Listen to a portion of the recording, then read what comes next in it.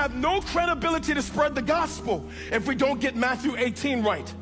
It is Jesus who chose Matthew 18 as the very first teachings he gave to the church that was about to be founded within a month or so of this teaching. And these are his first teachings to his sons and his daughters, his brothers and sisters. Listen, on how we should govern ourselves in the context of biblical relationships.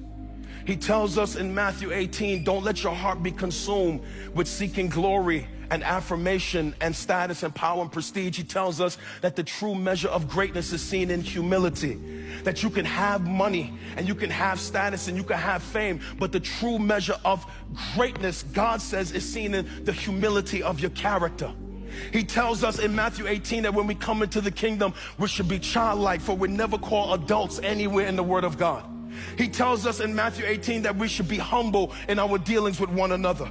He tells us in Matthew 18 that as we interact with one another, we should interact with one another as if we are interacting with Christ himself.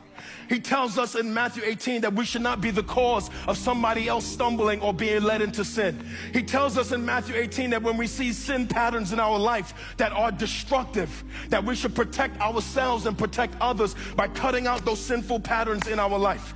He tells us in Matthew 18 that we should not despise other brothers and sisters, that we should see the worth and value in other brothers and sisters, even if we don't have an affinity for them.